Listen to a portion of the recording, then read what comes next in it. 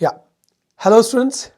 Starting a very beautiful chapter, application of derivatives and very scoring for the KCT point of view. Per year it used to come for 4 to 5, now around 3 to 4. So very important. A bit sound issue like voice got a bit cracked, but okay. We'll try to finish up everything in the time specified. Now, what is there in this chapter and how we will go about in this video is, we'll first finish and understand what are the different things which are there in this topic, application of derivatives, like maxima, minima, what do you mean by increasing, decreasing functions, okay. These 5 things which are very important. The first and the foremost, the rate of change. What do you mean by rate of change? What is an increasing and decreasing function? Okay, when we say the function is increasing at this point to this point, or the interval it is increasing, then we'll talk about, we know about tangents, we know about normals. Okay, what is the equation of a tangent for any kind of curve? So we'll find out, figure it out. Then we'll learn about approximation. Always we can't find out the exact value. So can we approximate it to some nearest value? How to do that? Using the derivative part. And then the most important, maximum, minimum. Now one thing which you need as a prerequisite for this is the basic area volume formula. So everybody till 10th they have done the area volume formula, area of sphere, cone, cylinder and all that. So that area and volume you need to know so that you can apply for the maxima and minima kind of questions. Okay, which area will be for what value of length, the area will be maximum or minimum. So these kinds of questions also will have. So, and one most important and the very most important thing is, a lot of second PU questions are important. Now, since they are giving you a second PU question, so don't understand that we have to solve everything fully. Okay, we don't have to solve everything fully. We need to find a way or a method to solve it in the least possible time. And here in our case, the situation is we have to solve in less than 30 seconds. Okay, so that is our main target. But a lot of similar questions from the second PU, you'll be able to see it in the KCET part.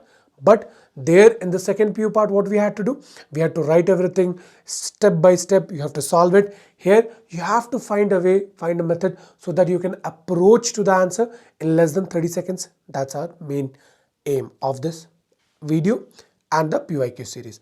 Now the PYQ we might be uploading separately also, or if we are able to upload it together, we'll try to put it up, because we are having some issues with the software rendering the whole editing process. So be there with us. We are trying our level best to give you the best what we can. Okay, so this whole topic is very simple. Okay, first thing to understand and to start any chapter is, you need to understand the chapter is very simple. What happens, psychology plays a very important role. Understand this small story. When we were in class 10th, so when we used to read that chapter, what happens, the 10th seemed to be the class 10th syllabus and everything, the chapters, the questions, it seems to be very difficult. Okay, the moment we go to class 11th, even though we have done bad in 10th, let's say, okay, if we have done good, well and good, even though we have done bad in the test, what happens now, since we are in 11th, the 10th seem what? Very simple. The moment we see any student or any of your younger brothers solving a 10th question, you say, oh, that is so simple. But when we were there in that point of time, correct, what happened was, we used to think, oh, we are in 10th, it was supposed to be hard. Okay, the mind situation is, we think that, okay, this is hard. The moment you start a chapter by thinking that this is not hard, this is the simplest chapter that I'm gonna study, this is the simplest chapter I'm gonna study, okay, and I'll do best in that. So the moment brain hears this, okay, this is the simplest chapter, it will be easy, it starts taking it easily. Even if the concepts become complex, the brain will be able to take it easily. So understand, it is definitely easy, don't worry about that, but still saying something that even if it is difficult, you approach that thing with the mind that it is easy and I'll be able to solve it, you'll be able to solve in 99% of the cases. Okay, so don't worry about that. The chapter is really very easy, and you have to say it also before starting it. It is damn easy, and I'll make it more easy for you so that you don't have a single doubt, a single difficulty in solving the PYQs properly in less than 30 seconds. So first, what you're going to study will be the rate of change. Now, basically, the moment we ask ourselves, what is rate of change of quantity? So basically, rate of change means change is there, something is changing, correct? Now, but what rate it is changing? So we want to understand that at what rate something is changing, then we talk about the rate of change. So, and that we denote simply by dy by dx. The rate of change in y with respect to the rate of change in x. So rate of change of y with respect to x. That's simple. Okay. Let's say you have a balloon. You are filling up the air in it. Okay. The moment you are filling up the air, what is happening? Volume is changing with respect to 1 with time, correct? 1 with the radius also, because if volume expands, what will happen? Your radius will also expand, correct? So the moment the more air is going in, the more radius, the more bigger it will be. So we can find the rate of change of volume with respect to radius also. Okay, so this is basically means the rate of change of anything. Something is changing, but at what rate? Rate here generally means how fast or slow. Okay, rate here generally means what? How fast or slow that commodity is changing with respect to another commodity. So the moment we say dx by dt, we already read about velocity. So rate of change of displacement with respect to time, how fast the displacement is changing with respect to the time what you have taken. Okay, so that is velocity. So a lot of our activities is based on the rate of change. The moment somebody accelerates a bike, okay, so what happened? There is also a rate of change in terms of velocity, dv by dt. Okay, acceleration is nothing but what? Dv by dt, rate of change of velocity, how fast you are accelerating or decelerating. It can be positive also, it can be negative also, it can be zero. You're like somebody is driving, okay, and you're driving with some older people and they're not speeding up. Sometimes that happens. So what happens? My diagram is pretty bad, okay, so don't worry about the diagrams. So they're not accelerating, they're like going with a constant velocity, like going slow. Okay, let's say 20. Okay, so constant velocity 20. So there is no rate of change with respect to time in the velocity at least. Okay, so that is basically in rate of change we'll study. Nothing more than that, nothing less. Very simple. Understanding of rate is what? Change we are studying, but we want to know, now we want to quantify it. We want to put a number to that change. Okay, we want to say that how fast it is changing, the value of the change. Okay, we know change is happening. The moment we talk about the volume, we know the volume is increasing, but how fast and with respect to what we are telling? We are telling that volume change 10 times, but with respect to what? In one area, in 1 hour, or in 10 hours, or in 50 hours, how much? And with respect to what? The volume became 10 times with respect to what? The radius with respect to. So basically here we are doing rate of change of one quantity with respect to another. So when we say dy by dx, it simply means rate of change of y with respect to x. That's it. So pretty simple, nothing was there. To sum up everything, rate of change of quantity is nothing but how fast something is changing or how slow something is changing with respect to another quantity. Okay. Now coming to the next part that we have is tangent and normal. You need to understand what a tangent is. Now basically what a tangent is, I already told you in the previous continuity and differentiability video what a tangent is, but still I'll again see. We have a curve like this, correct, and you have taken a point P. So at this point when you draw a line which is just touching the P at one point, so this is the tangent. That's it. Clear? Now for any curve y is equal to fx, a line touching y is equal to fx at just this point x1 y1 is the tangent to the curve at x1 y1. Clear? At that point. Okay. Now old stuff like which we need to, like the first PU stuff, the slope point form, a point slope form. Basically whenever we have one point we have and we have one slope, okay, and we have the slope. So how to write the equation of a line when we have, let's say, 1 point x1 y1 and we have the slope of this line, that is let's say m. So then we write as y minus y1, this we have taken what is it, some any arbitrary y minus y1 or the general is equal to m times of the slope into x minus x1. So because basically any random point, if you take it x comma y, so what will happen? The slope between these 2 points will be equal to the m part, correct? And how do you find slope? y2 minus y1, so y minus y1 by x minus x1 equal to m. So you just substitute this whole thing that side. That's it, you got this formula. Okay. Now here for this chapter in KCT part, this part is important. Now we have done the slope of the tangent at this point is given by just nothing but dy by dx. If I want to find the slope of this line, correct, that is m, so that is nothing but dy by dx. Now I am finding the slope at which point? Point P. So this is important, I am finding at x1 y1. So substitute the value, you will get the slope at that point, and that will be the slope of that tangent at that point. That's it. Now we already know the tangent. we already know the slope of the tangent. We already know the slope of the tangent, that is dy by dx instead of m at x1, y1. So slope we know, and that is m, okay, for this line. And we already know one point. So can we apply this formula? Correct. So we'll take just one random point x comma y. We'll use the point form, these two. So y minus y1 by x minus x1. So I got a slope from these 2 points, and that is equal to this slope, because slope of the line remains same for all. That is equal to m, and that is equal to what? Dy by dx at x1, y1. That's it. Clear? And for the whole line the slope remains same, so you can use it. Okay, the slope which I got by these 2 points, okay, let's say x and p, and that is what you say, this was the formula, y minus y1 by x minus x1, and that is equal to the slope, and that is m, and that is equal to dy by dx at x1, y1. So that is the equation of the tangent which we can find at this point x1, y1. Pretty simple.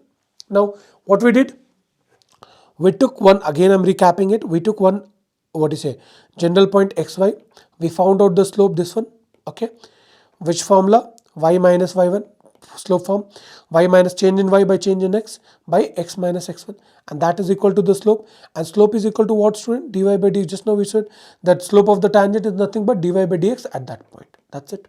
Clear? Done this equation.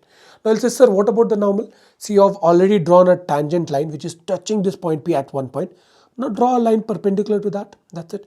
Now you remember in first PU, in the straight lines part, we learned one formula. The slope of any two perpendicular lines, slope of one line into the slope of the another perpendicular line is equal to what? Their product is equal to what? Minus 1. So slope of the normal into slope of tangent is equal to what? Minus 1. So slope of the normal will be equal to what? Minus 1 times the slope of the tangent. So minus 1 times the dy by dx at x1, y1. Correct.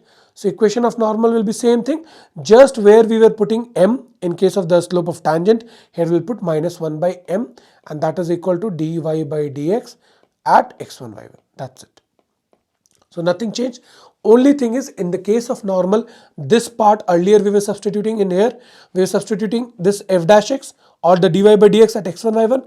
Now what we substitute? Minus 1 times of dy by dx at x1, y1. Clear? That's it. If anybody has any doubt, you can take a screenshot, put on the timestamp, and you can ask questions. And we are coming live very soon, so you can ask questions there, then and there also.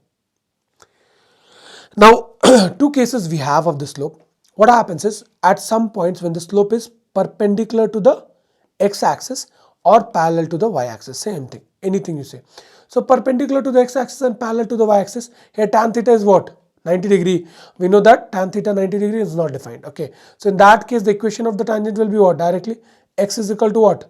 The equation of this line is equal to what? X equal to x1. Now, and when the slope is, what do you say, 0 degree. So in that case scenario, what? It is just a line which is parallel to x-axis. So directly I can write that equation of that line is equal to what? Y is equal to y1. So in both the cases, we should know the moment they say that the tangent is parallel to y-axis or perpendicular to x-axis, directly the equation of tangent is x equal to x1, and in the other case it is equal to y is equal to y1. That's it. So pretty simple. Okay. Now, so we are done with tangents and normals, almost everything. One more formula, sometimes we use it, sometimes KCT has also asked angle between two curves. Now what they did is, they gave you one curve, they gave you another curve.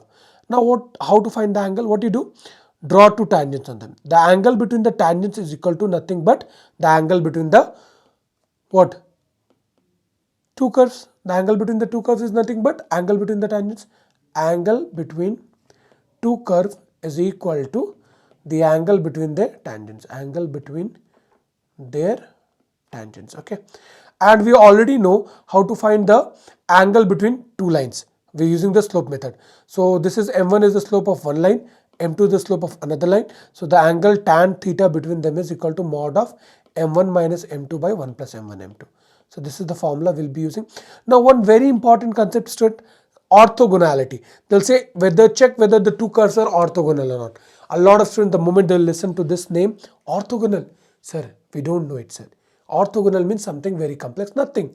If the curves are making an angle of 90 degree, they're orthogonal. Correct. Let's say one curve is like this and one curve is like this, one is like this, one is like this. If the angle between them is 90 degree like this, they're orthogonal to each other. What they are? Orthogonal. They are orthogonal. Okay. What is the condition of orthogonality? The slope of first into the slope of second, product of them is equal to -1. That's it. Or the angle between them is pi by 2. So done. Once you get that, that is done. Clear? Now, before starting the increasing decreasing, we learned about the two important concepts. One, the rate of change. Second, the tangent and the normal part. So if any doubt, you have the WhatsApp. You have the WhatsApp link. Okay, you can put your doubts on the WhatsApp. You can put your doubts on the Telegram channel. You can put it on the comment section. And fourth, you can also put it on the website. Okay, every link is given in the description. You can go through and you can put it up. Do make a short notes. I give a lot of emphasis on making the short notes because last 1 week the revision will be mostly done properly by students who have done the short notes. Students who haven't given the importance of making the short notes now, they'll regret a lot in the later section. Because what happens when we want to revise the whole of the maths 11th and 12th in one day, what comes handy? The short notes. They'll say, sir, I'll just borrow it from someone. Others short notes, the way they have written something, they have written, oh, orthogonality, they've written just a perpendicular. But you might not understand. Orthogonality, they've written m1 into m2 is equal to -1. You might not remember because in that notes, they haven't written m1 into m2 is equal to what? The slope of these two lines, m1 into m2 is equal to what? -1. So what will happen? Your own notes helps you the best. No other notes can help you. Okay, so make your own notes. That is the most helpful thing that you can do, and the revision will become perfect. Students who score above 50 out of 60 marks in, not the 50% in KCT, out of 60 marks in maths, who score above 50 plus, they all make short notes. Okay, and they revise it multiple times, 3 to 4 times, 5 times, 6 times. The more you revise, the more formulas will be linked like this. Okay, or if the moment somebody asks or gives a question, oh, this formula, this it was in this short notes, I revised it like 6 times, 7 times, so I remember. Then directly they'll put the answer. And what happens? A lot of students, they complain, sir, we're not able to solve the whole question in less than 30 seconds. What happens? What is our issue, sir? We are working hard. Students, you are working hard, but you're not working smart. Understand, students, working smart means you need to what? Relate things, and you can relate only if things are in a ordered and sequenced manner. So when you have the short notes, you can relate these short notes to this.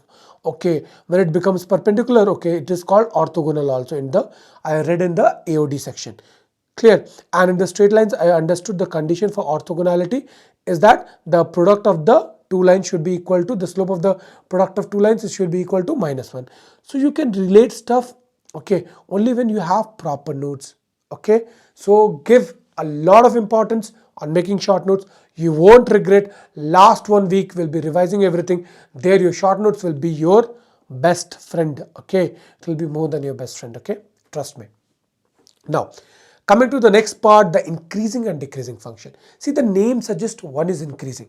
Means increasing what? If you change one thing, the other will increase. See, when we write y is equal to fx, if I increase, okay, it's vanished, okay, don't worry. When we write y is equal to fx, when you increase this x, this y should increase. So it's a direct proportion, correct? We remember this direct thing, okay, in proportionality, direct proportion and indirect, okay, or inverse proportion. So direct means what? If one thing increases, the other has to increase, correct? When you go to the market, if you buy more product, you have to pay more, correct? So product, that is their product, and the cost goes like that. The more product you buy, the more cost will be of that. Okay, now, so the moment we understand by increasing function, the moment we say what is increasing function means, the moment I increase my x, okay, if you see, the moment I increase my x, my y has to increase. That's it. What is difficult in this? Nothing, correct? So we can put values and we can check. If they say not always we have to, what is a differentiate, we can do that also. Not always we have to differentiate and get, we can put values and also check. If I'm increasing the value of x and I'm getting a value increase in y, it means increasing function, correct? Now, so next, a word very important, mark it down with your different color, okay? Mark it down or highlight it. A lot of students, they don't highlight this word, strictly, okay? So strictly, sir, why you have highlighted? Strictly means it is never, what you say? What? Constant, always increasing. Strictly means always increasing. Okay, when a function is always increasing, okay, so that case it is known as strictly increasing. So in case of strictly increasing, whatever values of x, the moment you increase a light also, means by smaller amount, it will increase, it will increase, it will never be constant here. In this case, you will understand more better with the second graph. See here, from here to here it increased, but then the increase was not proper, it was almost constant. I increased the value from here to here, I increased the x value, but y remained what? Same only. So not strictly increasing. This function, see, a bit change in x, bit change in y, change in x, change in y, increase in x, increase in y, increase in x, increase in y. Here I got increase in x, till here increase in x, increase in y. Okay, here increase in x but no increase in y. So when people or students, they study just hard work, not along with the smart work, what will happen? Starting wise the marks will increase, later it becomes stagnant. You are increasing your efforts but it is not going. Why? Because you need to understand how to put the efforts, okay, and it should be in the right direction. Okay, now let's understand with a very small story, just 1 minute it will take. Two brothers were there, okay, and they went for every day they used to, like, a lot of people would have heard this story, correct?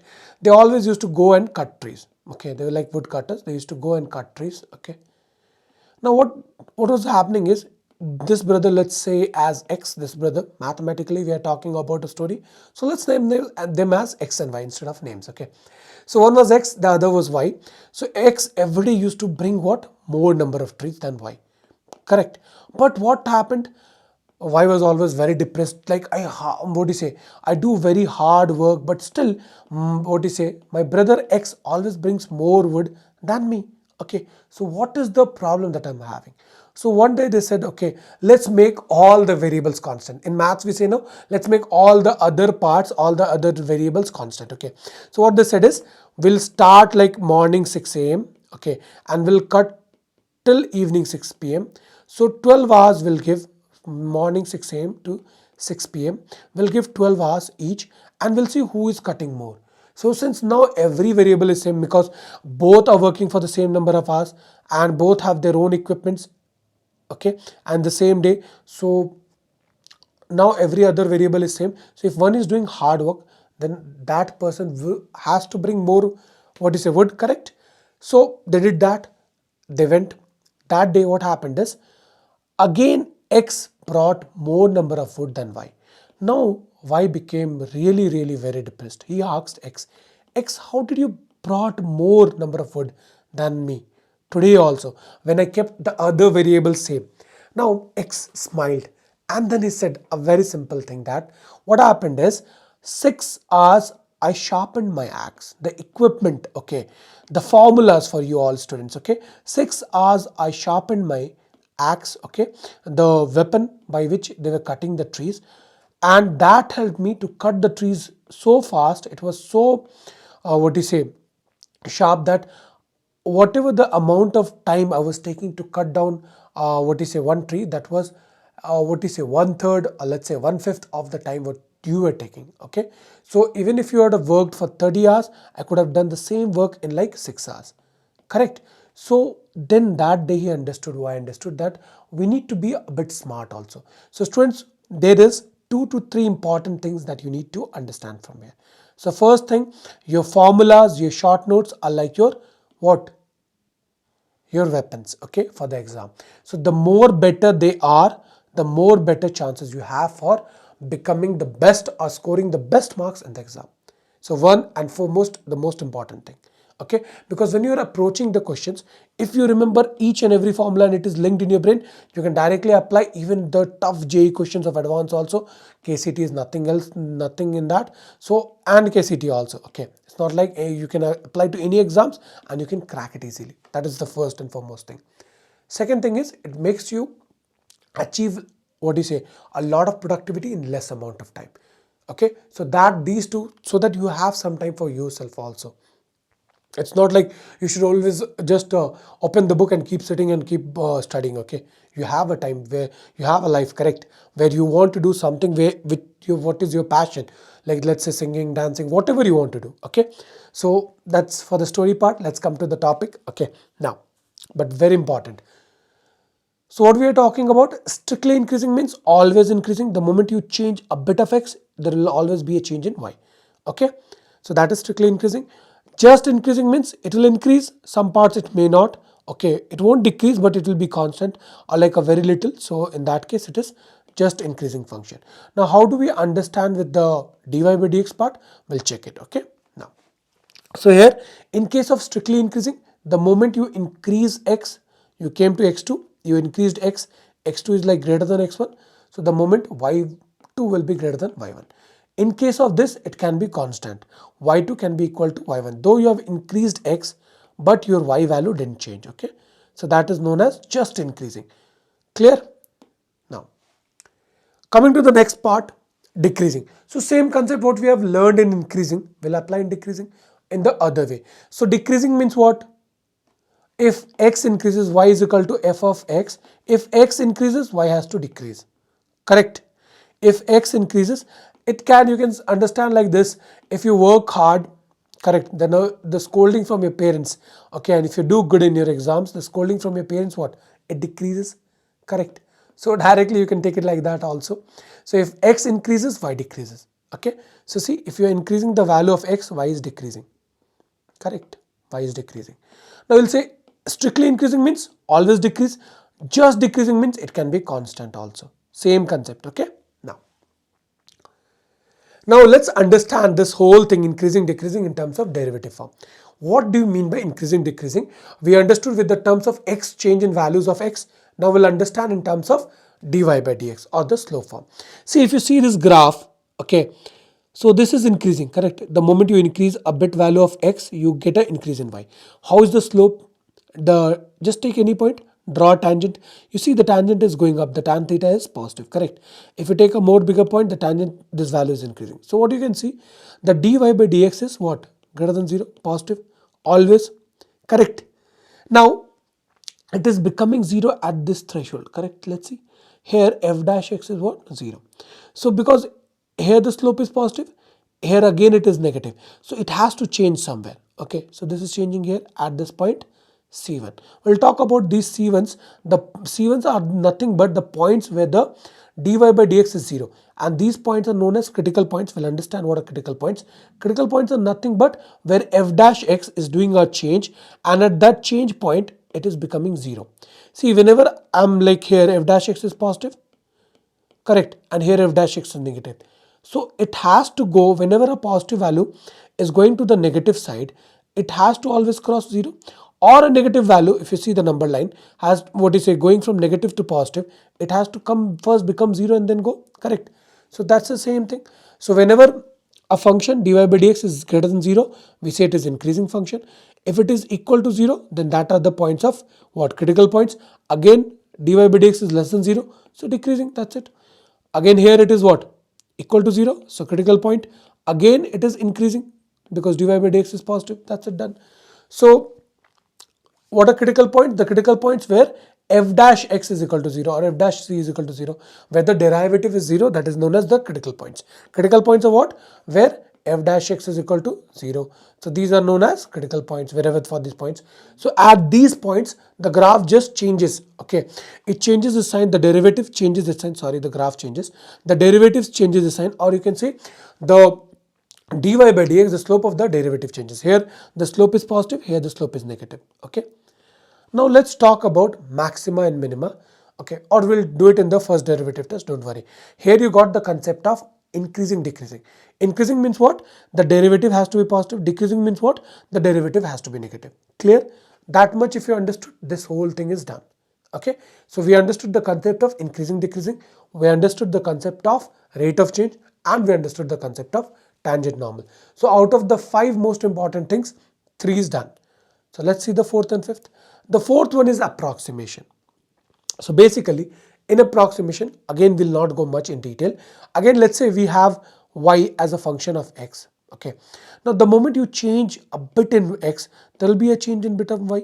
So now always it is not very easy to find out that small change. Okay, so we approximate it to how much value the change is happening, and that is given by this formula. Correct? So delta y or dy is equal to change, very small change in y, is equal to derivative dy by dx into delta x. That is the formula. So we'll be using this formula. Now these three things I think so you remember from the physics first chapter, second chapter I think. Absolute error, relative error means change in error by error, original error, and percentage error just multiply with 100. Okay, this thing we have done in physics, still I have given you. Now we'll see and understand this approximation. How do we solve the approximation? By using a question. Okay, understand it. Let's say we already know root 36 is how much. Everybody will shout, so 6. What if I say, what about root 36.6? You'll say, sir, it is 6, correct, and very close to this value 6. Like let's say somebody will say, sir, 6.1, somebody will say, sir, 6.2, somebody will say, sir, 6.3, somebody will say, sir, 6.002, or something like that, very close, 6.25, 6. What do you say, 56, 6.96, okay. So what exactly can we approximate this value and get by using any formula or something, and get an approximate answer to this root under of 36.6. Now what you see, if I take a function y is equal to root x, okay, so my x is equal to what, 36, and my change in x is what, 0.6, correct. So delta y, change in y will be equal to what, the original, what do you say, the new value, x plus delta x minus root x, correct. That is equal to delta y is nothing but what, root of 36.6 if I find it out, minus root 36, then I'll get the change, correct. So root y can be written as what, if I, this value, if I know this value is what, root 36 is what, 6. So if I send that side, so root y plus 6 is equal to what, root of 36.6. So now just what is it, I need to find what is delta y. So delta y or dy is given by the formula dy by dx of that function. Okay, how fast derivative of the change into the change part. Okay, so it's just like a, what do you say, unitary method. If I know the rate of change of this much, okay, of 1 unit, and then if I know how much unit is change, how much for how much unit I need, so I can find it out. Okay, we do in what do you say, surface density, on all that kind of question. So that is the similar concept we're trying to pull here. So I already know what is the dy by dx. So y is equal to root x, I know. So y dash or derivative of y or dy by dx is equal to 1 by 2 root x, correct. So I'll substitute that. And delta x is what, I already know, 0.6. In this 1 by 2 root x, put the value 2 root of 36. So what I'll get, 1 by 2 into 6. So that is equal to 1 by 12. So 1 by 12 into 0.6. So 6 ones are 6 twos are. So what I'm getting, what is a 0.1 by 2. So if I remove this, what I'll get, 1 by 20. So that is equal to 0.05. Everybody knows how to differentiate 1 by 20, no? Correct. So what, 0, 0, 100, 5, correct, done. So what is the change, delta y, this much. So we already wrote delta y is equal to what, root under of what do you say, or 6 plus, sorry, root under of 36.6 is nothing but 6 plus delta y, and delta y we found it at as 0.05. So this is equal to 6.05. That's it. So how simple it is. Okay, so we just need to remember this formula, that dy, change in y, is equal to dy by dx into delta x. That's it. Now the last and the most important for KCET part is this part. Okay, maxima and minima. So just now we'll be using a bit of concept of increasing decreasing also. Okay, now now in maxima and minima, if you see, when we get a maxima, maxima means like a mountain, maxima means an upward mountain, you can understand. So here slope is increasing first, see, slope is increasing, the dy by dx is positive, 1 point it will get 0. Okay, because see, just now again remember the number line, it will become very easy. So whenever you are going from the positive value to negative, you have to cross the 0 boundary, correct. So at this point it is 0, so and then after that it is decreasing. So whenever the slope is first positive and then it becomes 0 and then negative, it is the point where we are having a maxima. We say local maxima because in a function when it has more than one maxima, don't get confused. So this is one maxima, this is maxima, this is maxima. So we call it as the one biggest value as global, the other smallest one as a local one. Okay, so done. So what is maxima? When the slope is first increasing, constant, and then decreasing, then we get a maxima. Okay, at this point when it has become 0, and this point is known as the critical point. Okay, now whenever it is going from decreasing, negative value, okay, negative value 0 and then to positive, so what we get here, a minima. Okay, it's like an upward parabola like this. Okay, or a V you can say. Slope is negative, it becomes 0 and goes to positive. So that time, that case we get a minima. Clear? That case we get a minima. Now there will be some points where the function f dash x does not change sign. Okay, that point is known as point of inflection. If you see like a y is equal to x cube, here also positive, but here it becomes 0, again positive. So these points are known as POI, point of inflection. There is no change. Okay, now again let's recap. The first derivative tells us that you just differentiate is the first derivative tells us that you just differentiate one time. So what will happen? You get, if the slope is first positive, then it becomes 0 and then it goes to negative, means at this point you have a maxima. Correct? Clear? Now if it says that if you are having a negative first and then 0 and then positive, okay, so in that case it is having a point of minima at which point? Where f dash x is greater than equal to 0. See, the slope is negative, here it becomes 0. So at this point we have minima. Don't get confused, okay? So at this point we have the minima and the slope goes up, okay? You can remember this downward v, upward v, okay? Slope is negative, slope negative, it becomes 0 and then becomes positive. Slope is what? First, so this point is what? Minima. Slope is first positive, this point first is positive, becomes 0 and then becomes negative. So what is it? Maxima. Clear? Now, that was the first derivative test, okay? Now what is critical point? Critical point is a point where f dash is 0 or sometimes it can be not defined also. Endpoints are never critical points, very important, okay? These endpoints can never be your critical point. Now understand. Slope is positive, correct. The slope here is positive, here it becomes 0, correct? And then again, what? Positive. So this point is what? Point of inflection. This point is what? Point of, so you'll say, sir, f dash x is 0. Yeah, 0 it is. But the derivative is not changing, student, okay? Derivative, we get maxima and minima whenever the derivative is changing from negative to positive, okay, or from positive to negative. So in that case, whenever it is changing from positive to negative, positive and then negative. So what will happen? That time you get a maxima. Whenever it is going from negative to positive, we have a minima. Clear? So this point it is just positive to positive. Though it is 0 here, so positive, positive, positive, POI. Point of inflection. Okay, that's it. Point of inflection. You can understand by this. Positive, again positive, but at this point it is 0. Okay, don't get confused. Okay, again here, see the slope is positive, then negative. What is it? What? Upward V or a downward V. Okay, so upward arrow or downward arrow you can say. So if it is a downward arrow like this, okay, then it is a maxima, and then upward mounted like this, then it is a minima. Now sometimes the turn is sharp, so that time directly, sir, slope here is positive and here is negative, sir, so this point has to be what a maxima, illa you'll get a 0 and come back, okay, and you won't be happy about that. So in that case it is not defined. Dy by dx, again read that continuity and differentiability part where we told you that whenever there is a sharp turn, the derivative is not defined. So f dash x is not defined, so no maxima, no minima. Okay, clear? Same thing I have done with a bigger graph. Derivative slope is positive, 0 and then going to negative. So this point is what? Point of local maxima. Again negative, then what? Positive. So slope of local minima. Okay, positive and then graph not defined. Sudden turn. Sudden turn in life means something happened. Okay, so that point means non-differentiability is there. Again sudden turn. So we say it is non-differentiable at this point. So we can't comment on maxima or minima. Okay, clear everybody? So this is all. I think so one part last, the second derivative test. In second derivative test, what we do? First, we differentiate 1, get 0, and then do the double derivative at that point. Okay, and we check if the double derivative at that point is 0, then we say it is maxima. First derivative we got 0 at that point. We did double derivative, it is positive. Okay, greater than 0, so we say it is minima. Ulta, if it is, don't say ulta, say it like opposite. So if it is greater than 0, minima. If it is less than 0, maxima. Okay, and if both 0, then the test fails.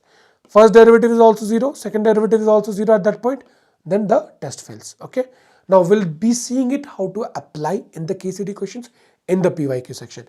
Till then, the concept and the formulas, everything what you need to solve the AOD, I have given you very properly, very thoroughly. Okay, I don't think so anything is left. Go through it properly, watch it twice, write down your short notes. You'll be done with this chapter. Okay, thank you.